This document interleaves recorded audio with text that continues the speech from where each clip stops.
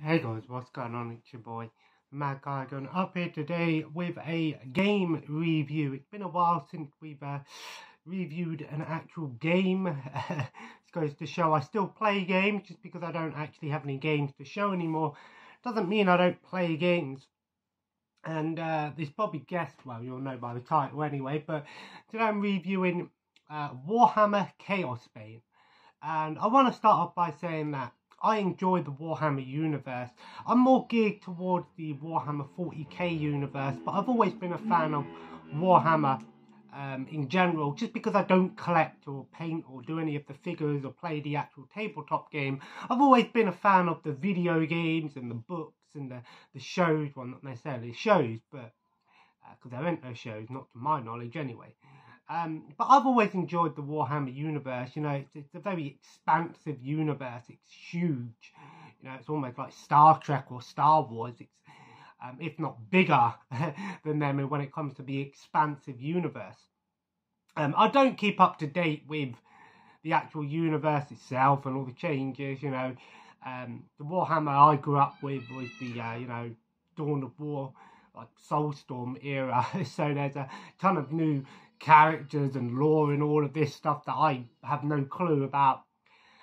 But Warhammer Chaosbane is a Diablo style game. In fact, it's pretty much Diablo 3 with Warhammer. But that's not necessarily a bad thing. I want to start by saying that I actually haven't played a lot of Diablo 3, but I've always been intrigued by those sort of, isometric, top-down, hacking slash RPGs, and this game is no exception. So the game features, 4 playable characters, and the campaign is essentially 10 to 12 hours between campaigns, and it's split between like 4 chapters, and the 4 chapters, the main enemies are the 4 forces of chaos. You've got Nurgle, Tzignek, Tzin, I don't know how you pronounce it, Khorne, and of course Slaanesh. And obviously, so you've got 4 different playable characters. The story, I'll be honest, I actually skip all of the cutscenes and the lore, because again, if you enjoy the story of Warhammer and you like the lore and stuff, then fine, maybe there's a story there for you. But honestly, it takes a lot for me to actually care about a game story, and in this game, I'm not too bothered about the story, but I suppose there is a story there if you're interested in it. So obviously the game features 4 playable characters plus 2 DLC characters, and features 6 chapters. One of the chapters is a DLC story chapter, and one of them I think is a free DLC. I didn't even realise that the 6th chapter is actually free. I thought it was a DLC chapter, but it isn't. So you've got 4 characters. You've got, first of all, you have the Imperial soldier, the sort of tanky knight class, with the sword and shield. You have the high elf mage. You have the wood elf, who's obviously the ranger class, and then you have the dwarven slayer class, who's obviously, all about getting their abilities. And plus there's 2 DLC characters. You've got a dwarven engineer, which is actually a female dwarf, which is kind of cool, because you don't really see a lot of female dwarfs in it represented that much. And also the witch hunter. So each playable class has a bunch of, different ways that you can play as them. You can sort of spec your character out to be more tanky, more sort of focused on attack and defense abilities, or you can focus on being more of a support role, using support abilities. Each character obviously has like sort of 2 different paths you can take, really, or you can mix and match.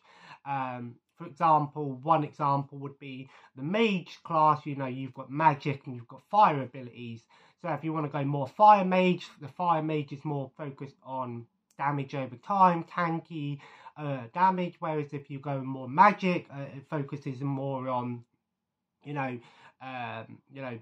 buff abilities and debuffs, and working with your teammates. The game features online co-op, and I think also features local co-op, but I haven't delved into that. So when I've been playing through the games as each character, I've started as the Dwarf last night. I'm on the second chapter now. Again, you know, so each character, you know, I focus more on, you know, building up my class as a tanky class, you know, being able to take on hundreds of enemies at once, because it is like a horde style game. There's just a ton of enemies coming at you at once, and you can just slash and tear your way through them.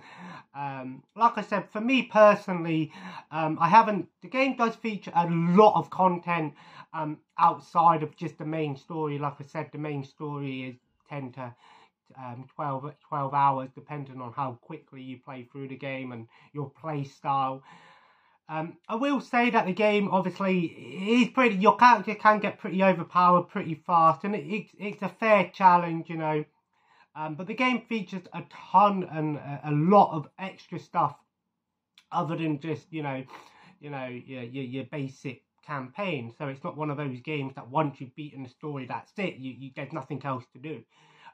It is one of those games that you obviously come back to, and obviously if you want to delve into and put a lot of time into, like many RPGs, there is a lot of time to be wasted in this game. I've spent a lot of time on this game, more than actually I thought I would. Normally when it comes to a game, I'll just play through it once, beat the story, and then that's it. I won't bother playing through it again. But it surprised me just how fun and mindless the game is. Yes, it is a bit mindless. It is one of those games you can sort of play really tactically, look into all of the abilities, and, you know, try to focus your gear and spec your class out however you want, and look into all of the intricate details. Or it's one of those games like me where you just equip the best gear, bless it, you know, and just tear your way through. So it's one of those games that it can be looked at for more hardcore fans of RPG genres that like to look at all of the specifications and sort of really spend time specking everything out. But if you're not a fan of those sort of things and you just want to play a game where you can just tear through tons of enemies at once, it's like that as well. So other than the main story, the game obviously features expeditions and side quests you can do. You've got boss rush modes where you can just tear through boss after boss. You've got relic hunts. You've got, you know, a ton of content there. You've got 2 DLC chapters, 2 DLC characters. The game has also been released on PS5 and Xbox Series as the Slayer Edition, which comes with all of the DLC. Unfortunately, the version I've been playing is just the standard Xbox One version because it was given away with gold a couple months back. So I only have to pay £25 to get all of the DLC included, which will be the extra chapter, the extra story chapter, which is weird because the extra story chapter is actually chapter 5, whereas the free story chapter is chapter 6. So if you care about the story, you're going to want to buy that DLC before going into chapter 6. I'm probably going to buy the DLC at some point because I've actually been playing this quite a lot. Like I said, you know, like many RPGs, they always say that once you reach level 50 or the highest level in the game, the real game starts after you've beaten the story, after you've got like a max level character. I say max level because once you've got level 50, you get, you know, legend rankings, you know, like prestige rankings and all of that stuff, and you can still unlock more abilities and more, you know, favors and the skill tree, the god tree, or whatever you want to call it, you know, where you can just pick and choose what you want. Like I said, so it's very rare that a game actually, you know, takes this time from me, you know, that I actually spend playing as each character. And like I said, each character feels, out of the 4 main characters, feel unique in their own way. And like I said, you've got the mage where he's more of a ranged character, but you can spec him out to be more of a character that focuses on support abilities. You know, the elf character can be more focused on, you know, do you want poison damage or do you just want straight out damage? You know, same with the Imperial. Do you want support abilities where you can put down banners, do taunts and things like that to help boost your abilities up and help your teammates if you're playing with other people? Or do you just want to go full on tank? I will say I've been playing it on normal difficulty. I haven't changed any of the difficulty settings, but much like most RPGs and Diablo style games, you know, there's a ton of different difficulty settings. You've got normal, easy, hard, chaos times 2, chaos times 3, nightmare, whatever you want to call it. So, you know, you can really put a lot of time into this game. And I have, like I said, I've beaten the game 3 times. I'm on my 4th playthrough now. And no doubt when I get the DLC characters, I'll be playing through them with the main story with those characters as well. Just because it, you know, like I said, each character feels different enough for you to want to replay the game. And like I said, you know, I enjoy it because, you know, I know that once I've beaten the story as that character, I've got a strong character. So if I want to delve in and do boss rushes and relic hunts and, you know, spend a lot of time and try to, you know, focus on making my character super overpowered, you know, hunting for all of these hard to find items, you know, I've already got a strong character. It reminds me of some of the Dynasty Warriors games in that sense, where, you know, you can really focus on, you know, there's a lot of post-game content, you know, so if you want to replay the game other than just the story and do the side missions, you can focus on, you know, getting all of this super strong gear. Unfortunately, I've not found any sort of daily quests or, you know, specific multiplayer modes or anything like that.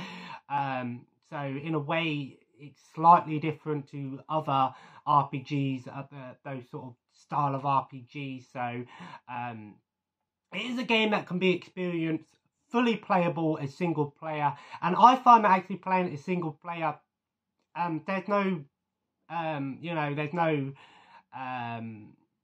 nothing that's forcing you to play multiplayer. It seems like a lot of these RPGs sometimes that have multiplayer try to focus on saying, oh, you're going to need more players to beat this particular mission or beat these particular, you know, quests and things like that.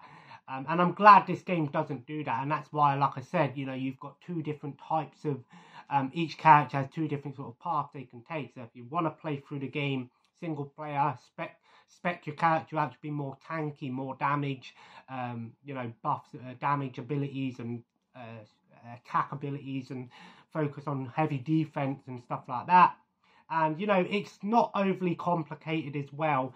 You know, it's quite simple and easy to pick up and play. You know, you're not going to get lost in trying to figure everything out. You know, the first time you play it through, there's a few things you go, okay, so how does this work? You know, when I was playing it and I was getting all these gems, I'm like, what do I do with these gems? And then once the game unlocks the abilities to show you how to do it, it's quite simple. You go, okay, now I know, and stuff like that. So you're not really going to need to look up on wikis and things like that and delve into all of the forums and things like that to really get an understanding of how the game plays.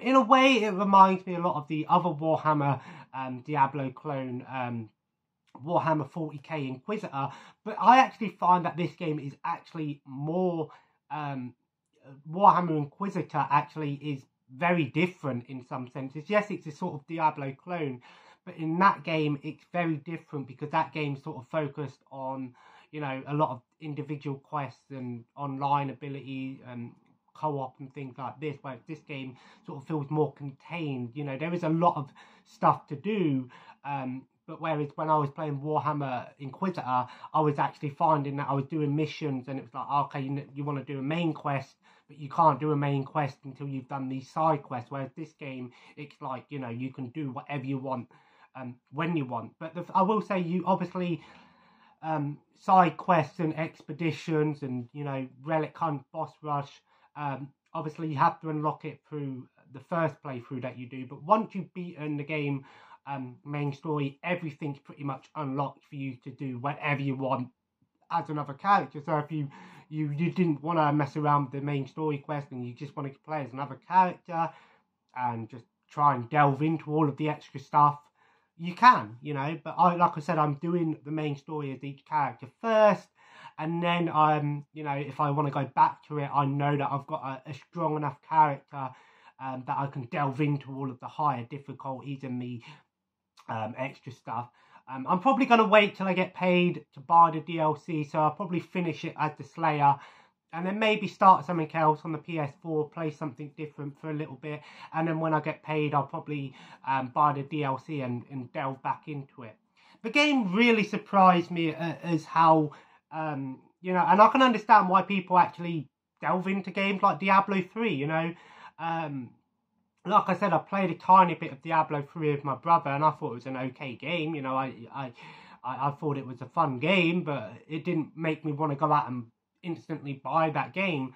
But now that I've played this game, maybe my opinions, I can see why some people get intrigued by it, because I'm playing the game and I'm looking, yeah, I'm killing most enemies in like 2 or 3 hits sometimes, and even like the bosses, you know, there was with the mage, I was able to kill the boss just holding down my basic lightning ability, and I was able to kill the final boss, in like 5 seconds. It was ridiculous, but it's mindless, you know. You're just sitting there and you're staring at it and you're playing it, and it's mindless fun. But there is a ton of content there for people that like to delve into, you know, the whole upgrading and updating and relic hunts and all of this. So if you're into those sort of things where there's a lot of stuff to do, there is. So I give Warhammer Chaosbane an 8 out of 10. It's not a perfect game. It's mindless fun. I enjoy it. It's a hack and slash. I'd say it's more of a hack and slash Diablo clone at heart, but there is a lot of RPG and a lot of extra elements to the game if you're into those sort of things. So, like I said, it's a fun game. It's enjoyable. It's set in the Warhammer universe. If you enjoy the Warhammer universe, there's worse games out there. There's worse Diablo clones out there. This one isn't a bad one. So, thumbs up for me. So, if you enjoyed today's video, feel free to leave a like. Comment below. Let me know if you played Warhammer Chaosbane and what was your favourite class. Me personally, I actually felt like the Wood Elf, the Ranger, was my favourite. But I'd say the most overpowered one that I actually used was the Mage. I was really surprised at how overpowered he was.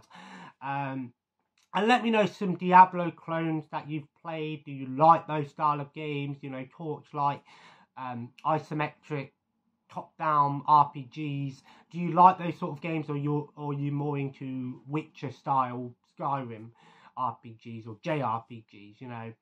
And as always, guys, subscribe if you haven't already, and join the family, and follow me on Twitter and Instagram at MadGeiger, and I'll see you in the next video. Have a nice day. Take care, and bye-bye.